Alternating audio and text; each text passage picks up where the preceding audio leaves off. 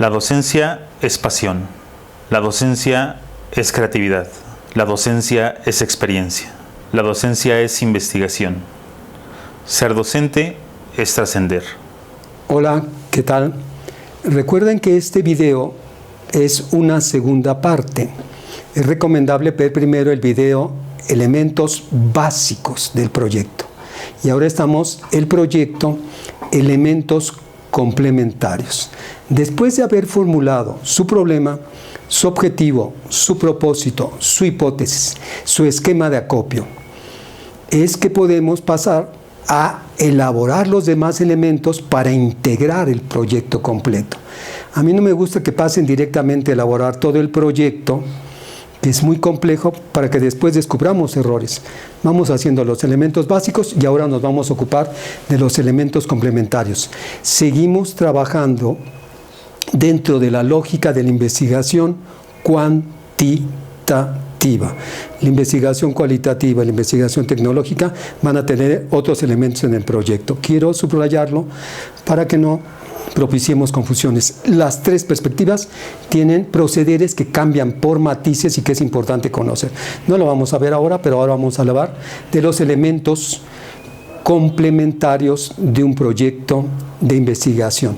Voy a hablar como los apartados que cumplen el documento, ¿no? Pero voy a ir explicando cada uno de esos documentos. Antes de explicar los elementos del proyecto, voy a explicar tres grandes momentos que debemos de observar al elaborar un proyecto.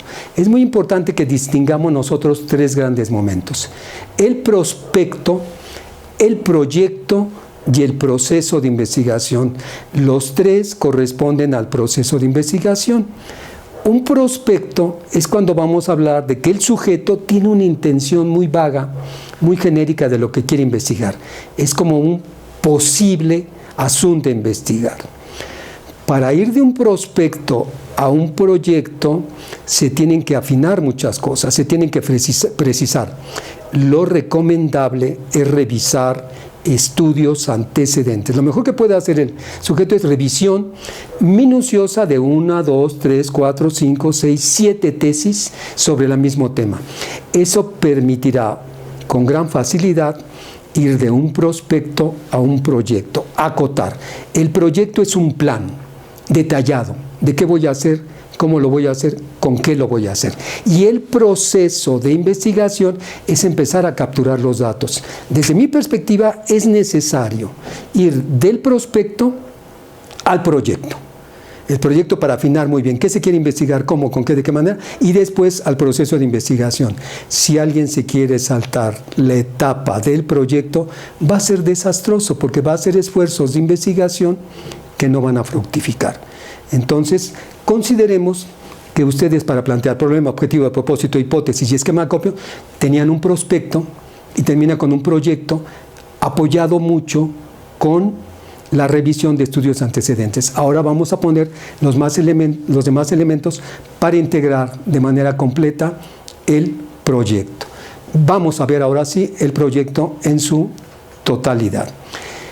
La primera parte de un proyecto, para que veamos, es la portada. Las condiciones que debe de cumplir la portada generalmente son indicadas por la institución, por el maestro, por el director del seminario que nos está pidiendo que hagamos un proyecto de investigación, de licenciatura, de maestría o de doctorado. Lo que yo quiero subrayar en el caso de la portada es que es un elemento distintivo, un elemento descriptivo, que me va a permitir ver qué es eso que tengo en mis manos.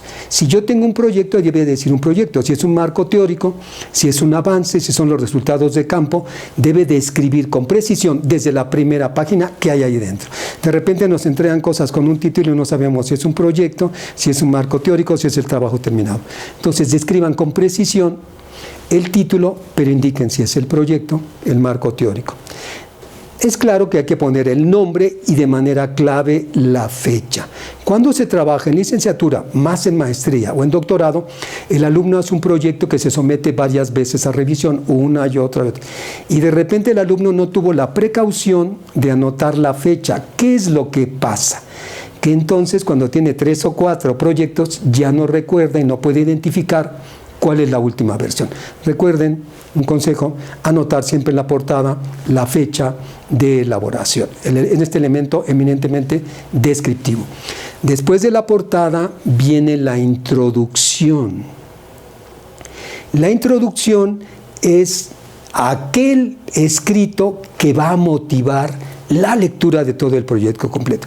La gran particularidad de toda introducción es motivar a la lectura, direccionar la atención del lector en donde tiene que poner más cuidado, qué es lo que quiero mostrarle fundamentalmente. La introducción se va a elaborar después de haber formulado el proyecto completo. Esta es la última parte que se formula. A la hora de integrar el documento, pues es el primer apartado propio del escrito. Está la portada y viene, pero se formula cuando hemos terminado el proyecto. No podemos presentar un proyecto si no tenemos el proyecto. La introducción puede hacer énfasis en 3 cosas. 1, en el tema. Me va a presentar y me va a describir brevemente el tema. 2, el proyecto, qué es lo que yo quiero investigar. Esos 2 puntos son clave. Tiene que presentar el tema y el proyecto. A veces alguien nada más quiere hacer énfasis en alguno de estos 2 puntos. Cabe incluir en la introducción los motivos personales por los que hago el trabajo. Cuando yo explique los motivos personales por los que hago el trabajo, es muy importante que dé un pequeño perfil mío y diga, yo he sido maestro de primaria durante 8 años, estoy estudiando una maestría y el trabajo que presento quiere aprovechar esta experiencia que yo tengo y un tema que he elegido. Entonces, que sepamos quién es usted y qué tema está escogiendo para que veamos que hay una pertinencia entre brevemente el perfil del sujeto y el tema que va a investigar. Este es el proyecto de investigación, la introducción. Después vamos a pasar al apartado de antecedentes. Antecedentes quiere decir que he revisado tesis de licenciatura, de maestría y hago pequeños informes. En ese informe tengo que decir quién hizo, dónde lo hizo, cuándo, de qué manera lo hizo, cuál es la estructura de ese trabajo. Hay un momento descriptivo. Después viene de manera clave, cuando estoy hablando de un trabajo, lo que más nos interesa es una etapa evaluativa, en el que el sujeto diga qué aciertos y qué limitaciones ven ese trabajo. Veo estos aciertos, esto es muy importante, y qué limitaciones. Es muy importante pasar, y quiero subrayarlo, a la etapa de evaluación, porque entonces estamos mirando la calidad de apreciación crítica del que nos está proponiendo el proyecto. Nos describe un trabajo, pero nos indica qué aciertos ve y qué limitaciones ve. Esto es sustantivo. Nos presenta un trabajo, aciertos, limitaciones. Otro trabajo, aciertos, limitaciones. Ya que ha presentado 4, 5, 6 trabajos, viene un momento de cierre en el que va a sacar los elementos más importantes de esos 5 o 6. Como podemos observar, estos trabajos son teóricos y se han ocupado de explicar sin ser cuidadosos en conceptualizar. O se han ocupado de explicar, pero no nos han señalado cómo podemos mirar esto en la realidad. Describo los trabajos y yo, con mi gran capacidad de análisis, hago una integración de ellos diciendo dónde miran, dónde no miran, que seguramente en esa dirección va a mirar mi proyecto. ¿Sí queda claro?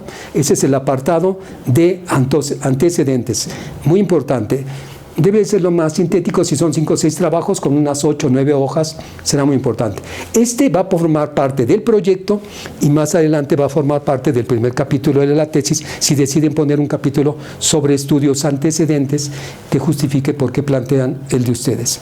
Tenemos entonces antecedentes, decimos qué se ha hecho y ahora de manera inmediata pasamos al otro, en donde vamos a explicar cuál es nuestro problema, cuál es nuestro objetivo, cuál es nuestro propósito y cuál es nuestra hipótesis. Hemos explicado qué se ha hecho y ahora vamos a explicar qué vamos a hacer. Recuerden que podemos poner los 4, o solamente el problema, o solamente el objetivo, o solamente la hipótesis, para que guíe nuestro trabajo. Nunca el propósito. Este va a ser el núcleo. Un poquito con una manera lógica. Recuerden que cuando expongamos algo hay que procurar un criterio lógico. Si digo que voy a investigar Lo que corresponde ahora es justificar. La justificación. Ese es el segundo elemento. El tercer elemento. Justificar es dar razones. Vamos a dar razones de carácter teórico. Hemos identificado algunos elementos teóricos que están vacíos, entonces una justificación teórica. Hay algo que no se ha abordado.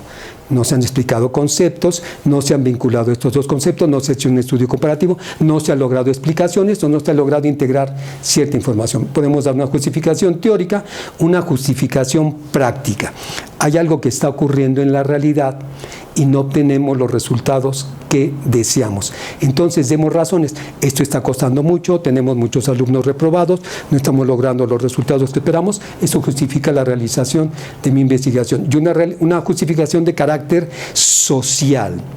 Una justificación de carácter social es cuando referimos a cuántas personas está afectando esto. Indicamos, está afectando a 100 alumnos. Está afectando a 200 alumnos.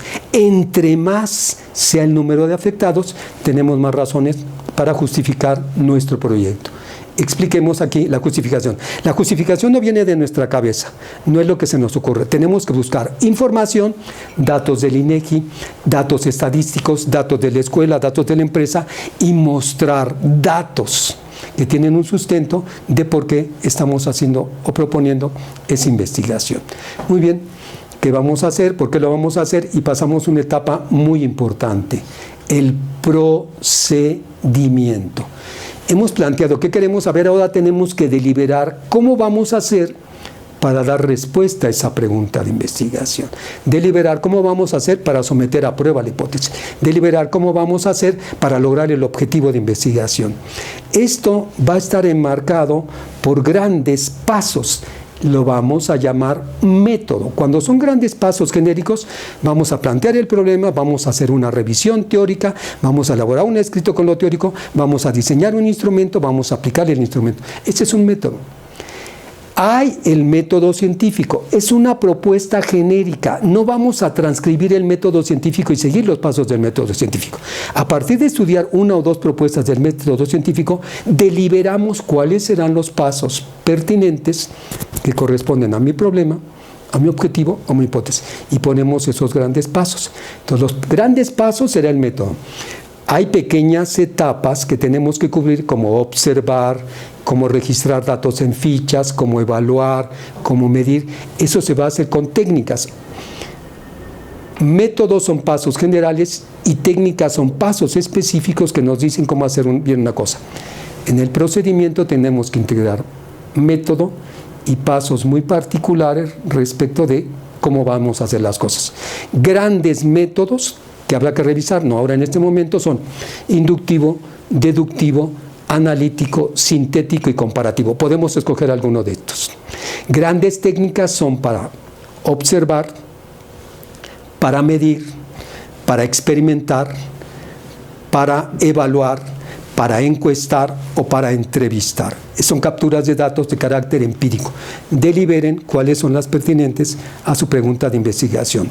Método, técnicas, y también vamos a tener recursos si requerimos una cámara, si requerimos matraces, si requerimos espacio, si, no como recursos, pero si vamos a tener sujetos que vamos a investigar, cuáles son los criterios de exclusión, cuáles son los criterios de inclusión y exclusión. Eso es lo que tenemos que explicar, cómo se va a llevar a cabo la investigación. No para que lo vea otro, sino para que nosotros lo analicemos y veamos si es lo más pertinente. Si esto me va a ayudar a resolver mi investigación, a resolver mi pregunta. Es un proceso de externar y evaluar si esta es la manera pertinente. Tenemos el procedimiento y ahora vamos a pasar a otro, que es el esquema. Después del procedimiento, vendría nuestro esquema de acopio, lo que hemos diseñado en el video previo. ¿Cuál es el capítulo 1? ¿Cuál el 2? ¿Cuál el 3? ¿Cuál el 4? Nosotros vamos a determinar cuáles son esos. Se llama esquema de acopio, ya lo vimos en la parte anterior. Después viene un punto muy importante, el cronograma. Cronos, el tiempo. ¿Qué acciones se van a llevar a cabo en qué tiempo? Las grandes acciones que hemos determinado son las de nuestro método. Seleccionar bibliografía, revisar la bibliografía, integrar el primer capítulo, revisar el primer capítulo. Esos pasos son muy grandes. Conviene que los pasos sean divididos en acciones. Si yo puse buscar la bibliografía, pondré primera acción, revisar en internet. Segunda, revisar en la biblioteca de la escuela. Tercera, revisar en la biblioteca de México, revisar en la biblioteca de la UNAM, revisar en la pedagógica. Conviene que los separemos y que calendaricemos cada una de estas acciones, porque nos van a permitir con mayor precisión ver si estamos cumpliendo. Si yo solo pongo seleccionar la bibliografía, no hay claridad de cuándo y en qué momento. Pero si he dividido cada una de las acciones, puedo ver en qué momento lo estoy cumpliendo o no lo estoy cumpliendo. El cronograma es un compromiso personal, profesional. Si bien la institución puede tener ciertas fechas que se van a cumplir, en realidad esas fechas te van a señalar a ti si estás cumpliendo o no con tu compromiso, si te estás formando o no como profesional. Este es el cronograma en el que vas indicando qué acciones se van a cumplir en cierto tiempo. El cronograma es un gran recurso para que usted se mire si se está construyendo como profesional, para que usted se mire para ver si se está construyendo como un gran investigador o tiene usted un lastre que le está arruinando la vida. Procure cumplir su cronograma, determínelo con gran precisión. El último apartado que va a formar parte de nuestro proyecto es la bibliografía, o ahora llamado fuentes de información. Mucho cuidado. La bibliografía tiene que hablar sobre mi objeto en estudio. Quiero estudiar la lectura. Ese es el objeto de estudio. Pero ese objeto tiene aspectos o asuntos. Voy a estudiar la lectura, sus deficiencias y cómo estimularlo.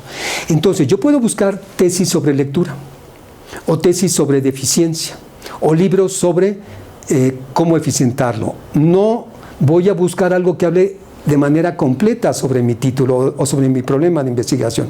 Puede hablar sobre un apartado. Entonces, mi bibliografía o fuentes puede hablar del objeto, del aspecto, puede hablar de un tipo de investigación parecido. Si yo voy a hacer un experimento, reviso otros trabajos o libros que hablen sobre experimento, no necesariamente idéntico al mío, pero que me den pistas. También voy a hablar de libros de metodología. La gran condición, y aquí quiero ser muy claro, que debe de cumplir la enumeración y la cita de las fuentes de información es que sea de los expertos.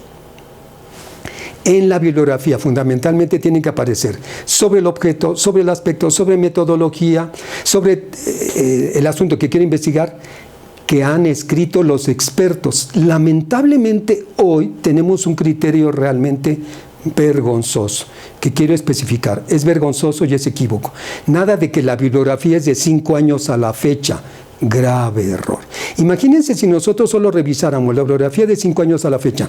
¿Cuántos libros ya tendríamos que tirar de la biblioteca? ¿Cuántos libros de nuestra casa ya podríamos tirar? Grave error. La bibliografía tiene que ser de los expertos.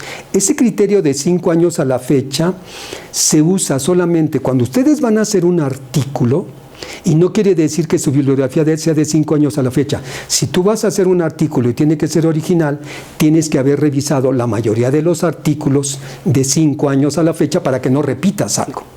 Pero aquello de que en la bibliografía solo deben de aparecer de 5 años a la fecha, grave. En la bibliografía, fundamentalmente, los expertos. De esta manera, ustedes han integrado su proyecto de investigación. Estas son las partes. Recuerden que se hace un borrador, se revisa, se hace un borrador, se revisa, y en ciertos momentos logramos algo muy próximo que con claridad dice qué vamos a investigar, cómo lo vamos a investigar, con qué. El recurso imprescindible y sustantivo para guiar de manera eficiente una investigación. Muchas gracias. Gracias al CIPIE por la oportunidad. Saludos.